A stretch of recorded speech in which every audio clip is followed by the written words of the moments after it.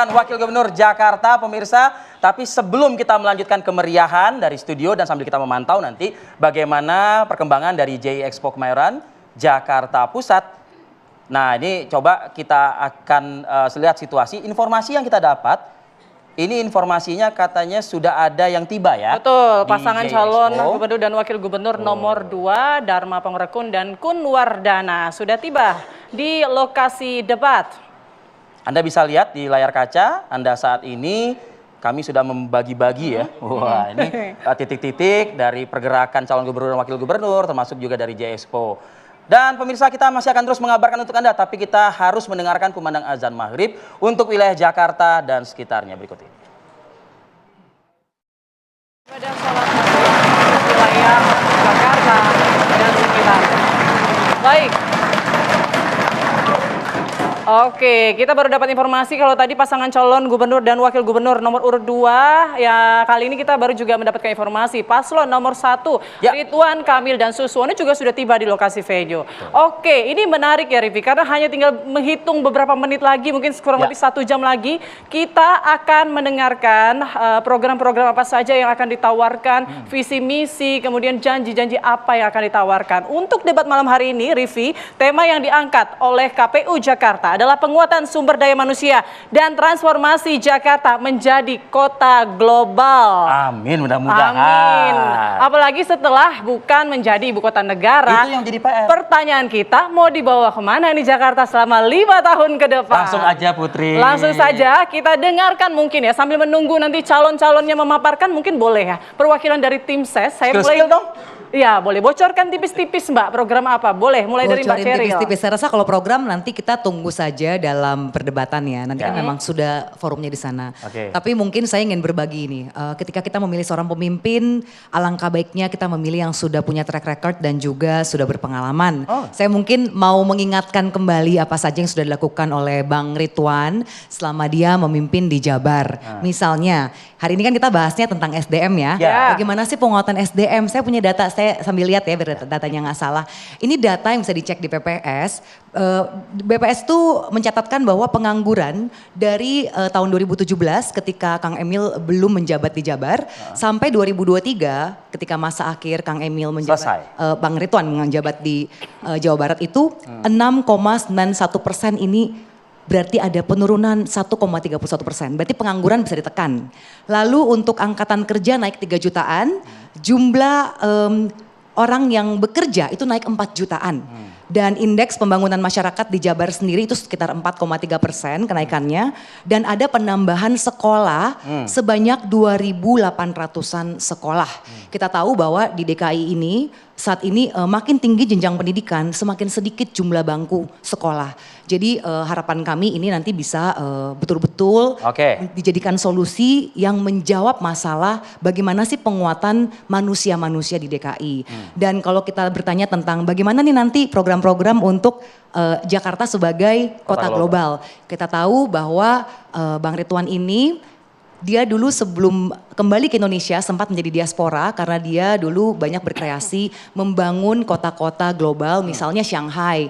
Jadi ada beberapa itu di Shanghai bangunan-bangunan yang salah satu timnya yang membuat dan merancang sebagai arsitek yaitu Bang Ridwan. Nah ini kenapa sih saya bilangnya Bang Ridwan meskipun memang kita terkenal dulu Kang Emil ya. Tapi begini, sebagai tamu yang datang dia kan harus menyesuaikan dengan budaya orang sini. Jadi kita akan mantap memanggil Bang Ridwan. Gitu. Terima kasih, Cheryl. Langsung saja ya Bud ya, ke Bu Siti Fadila Supari. Silakan Bu. Nah tadi Cheryl mengatakan kalau pemimpin itu harus berpengalaman. Nah, itu belum tentu. Pengalaman bisa pengalaman bagus, bisa juga pengalaman yang buruk. Misalkan terhadap Persija. Nah, nanti Pak Effendi Gujali pasti akan bisa melihat pengalamannya. Udah di-spill tuh 01 yang tadinya sangat memusuhi Persija, Jakmania. Nah itu juga suatu pengalaman yang mungkin bisa dicatat. Tidak semua pengalaman tidak positif. Nah kalau independen memang belum pernah menjadi gubernur, belum pernah menjadi siapapun. Tapi dia seorang bintang 3 polisi, Komjen. Dan dia seorang yang sangat jujur, integritasnya tinggi dan mempunyai hati yang bersih. Dia masih seperti kertas yang putih bersih, belum ada cacatnya. Nah, ini adalah yang kita jual. Dan yang cakup saya adalah cakup ya Pak Kun Wardana, itu orang yang jenius. Umur 12 tahun dia sudah menjadi mahasiswa. Dan dia sangat luar biasa, IQ-nya lebih dari 150. Nah, kalau kita melihat program untuk Jakarta menjadi transformasi menjadi kota global, bukan pembangunan yang penting, bukan membangun fisik yang penting, tapi membangun sumber daya manusia yang penting. Bagaimana sumber daya masyarakat Jakarta ini bisa dilihat manis kalau orang global itu melihat, sehingga global akan tertarik kepada kita, bukan kita mengikut global, tapi global yang akan mengikut kita. Luar biasa. Baik, Bu. Caranya bagaimana saya kata aman karena masyarakatnya beradab. Oke. Supaya beradab bagaimana perutnya harus tidak lapar, perutnya harus kenyang dan dompetnya isi. Oke, menjamin ya Bu, menjamin perut kenyang, dompet berisi. Nah, supaya tidak lapar dan dompetnya isi, maka pemerintah harus memberikan padat karya. Oke. Tidak ada masyarakat Jakarta yang tidak punya pekerjaan. Padat karya dan kemudian dicarikan kalau skillful, dicarikan tempat-tempat misalnya di BUMD dan sebagainya. Baik, Bu Siti. Jadi tidak ada masyarakat Jakarta yang tidak bekerja, tidak ada masyarakat Jakarta yang tidak berpendidikan. Intinya menjamin kesejahteraan warga Jakarta selama 5 tahun ke depan. Baik, terima kasih Bu Siti. Dengarkan, Bang Ciko. Saya lihat Bang Ciko udah megang mic dengerin dari dua yang lebih dulu senyum-senyum tipis gitu loh Bang Ciko. Ngeri loh. Ngeri ya? Ngeri kalau nyenggol Bu Siti. Langsung belum nyenggol aja udah senggol sama Bu Siti. Ini gak jangan. Buka boleh berdiri gak sih? Boleh. Boleh ya. Boleh dong. Duduk kayak gak enak, agak sungsep gitu. Jadi pada prinsipnya gini. Menyala! Jadi malam ini kan debat pertama. Debat pertama topiknya penguatan SDM dan Jakarta menuju kota global transformasinya. Jadi kalau kita bicara itu kan jadi satu kesatuan ya.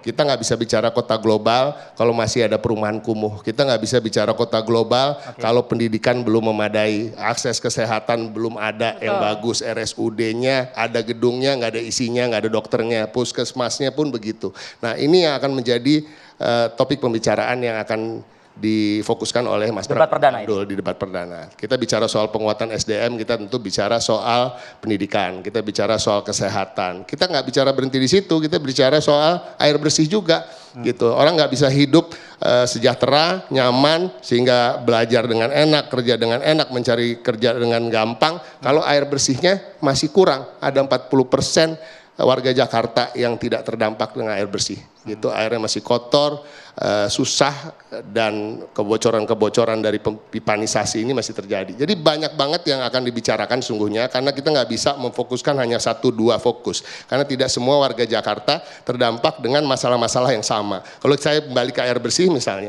bagi saya warga Jakarta Selatan, saya nggak terdampak oleh itu. Tapi warga Jakarta Utara terdampak oleh itu. Tapi pada prinsipnya saya terdampak karena inilah satu kota dan itu tetangga saya yang ada di Jakarta Utara, itu yang akan kita selesaikan bersama. Jadi semua harus dikerjakan secara simultan. Nah transformasi ini tetapi kita juga nggak bisa terlalu berandai-andai misalnya. Terlalu membuat program-program yang bombastis nggak masuk akal. Nggak realistis. Bicara soal Shanghai di Jakarta. Ya kan? Tetapi itu akan sulit. Kenapa? Kita bicara soal anggaran. Nah, dalam pencarian anggaran ini juga Mas Pram juga akan memberikan solusi-solusi. Saya kasih tipis-tipis misalnya ya. Jakarta ini sekarang APBD-nya 85 triliun. Seakan besar ya 85 triliun. Tapi dari 85 triliun itu separuh lebih itu untuk belanja pegawai, gaji pegawai dan bansos. Jadi sisanya hanya sedikit untuk membangun satu kota yang kita akan menjadikan kota global yang dipandang di dunia, ya kan? Gimana caranya salah satunya? Salah satunya adalah gini, kalau kita tahu pendapatan pajak kita di seluruh Indonesia itu 1.500 triliun. 1.200 triliunnya itu adalah pajaknya orang Jakarta. Orang yang punya NPWP dengan KTP Jakarta. Tapi Jakartanya hanya dikasih 5% dari itu, 60 triliun. Ketika Mas Pram nanti menjadi gubernur, Bang Dul menjadi wakil gubernur, mereka akan memperjuangkan ke pusat supaya Jakarta mendapatkan lebih dari hanya sekitar 60 triliun karena sudah menyumbangkan 1.200 triliun untuk Indonesia. Itu salah satu. Jadi kita akan bicara segala macam hal secara komprehensif, tidak akan hanya bicara soal penguatan SDM yang sempit dan pendidikan kesehatan, tapi juga hal-hal yang terkait dengan itu juga penganggarannya. Terima kasih. Oke. Masalahnya kita bahasnya sesuai topik debat kan? Oh iya. Kalau masih juga nyerocos dong panjang Boleh, lebar nanti sampai. kita akan Pemirsa menyaksikan, Sheryl. Oke, siap. Oke, ini kita lihat juga bagaimana situasi terbaru, terkini.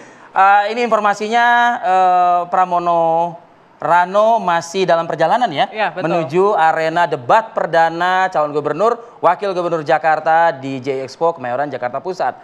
Kalau kita lihat memang masih akan menunggu satu paslon lagi nomor urut 3 yang akan tiba di J Expo. Oke. Baik, kalau tadi kan kita baru menanyakan soal apa programnya, kenapa, nanti kata gitu betul, apa kata. Tapi nanti kita juga akan tanyakan bagaimana caranya, apa yang dilakukan. Tapi mungkin sebelum itu saya boleh minta pendapat dari Bang Ege dulu mungkin ya, soal pernyataan dari ketiga tim ses ini. Silakan Bang Ege. Pertama-tama tetap ya, saya di sini perlu persiapan mental ya. Tapi saya anggap saja seakan-akan mempersiapkan diri timnas Indonesia melawan Bahrain dan Cina. Lebih begitulah gitu ya.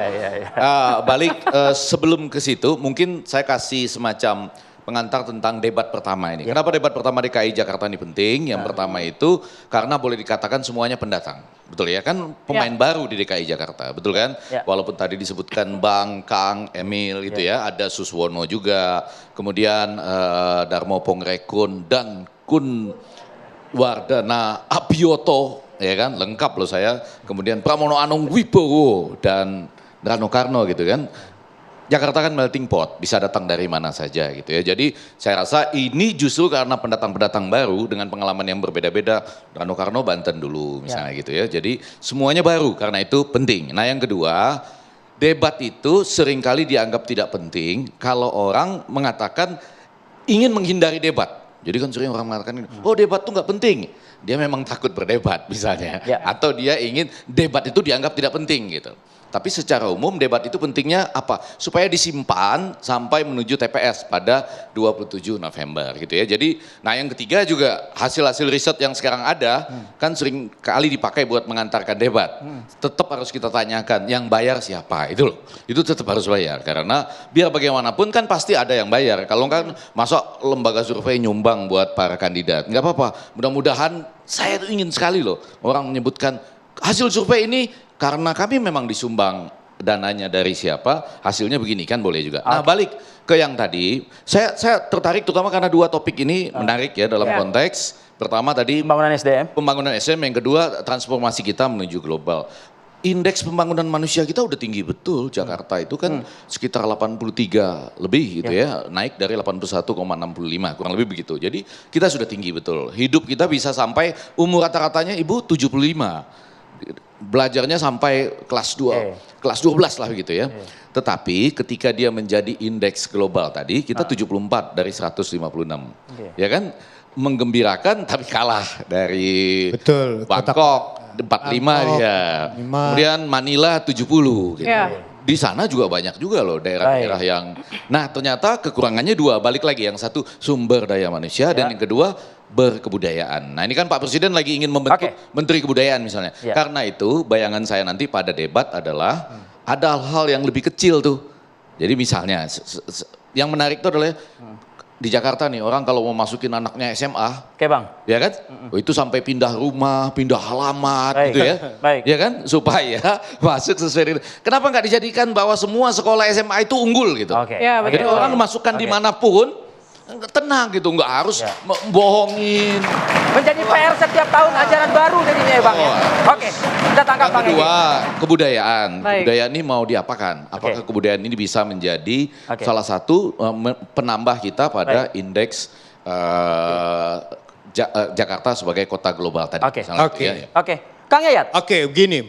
Mengapa tema SDM ini dan transformasi menjadi kota global itu penting? Saya cerita sedikit. Saya menganalogikan seperti Lee Kuan Yew.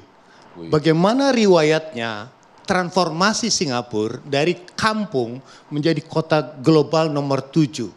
Dia menganalogikan Singapura itu duren. bukan orange, jeruk.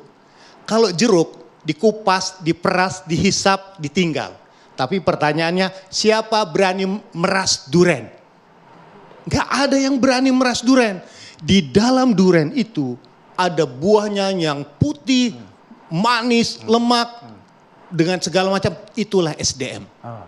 Jadi kekuatannya adalah membangun kota yang tidak bisa diperas, dieksploitatif. Karena kekuatan SDM-nya. Kita ini sebetulnya kondisinya memang SDM kita agak terbatas. SDM kan kalau SDM terbatas ujungnya kita dapat SDM lagi. Apa itu? Semua dapat masalah. Kalau semua dapat masalah ujungnya SDM lagi. Selamatkan diri masing-masing. Ini kayaknya yang belanja masalah nggak cuma para paslon, Kang Yayat belanja masalah juga ya Kang? Ini masalah menarik.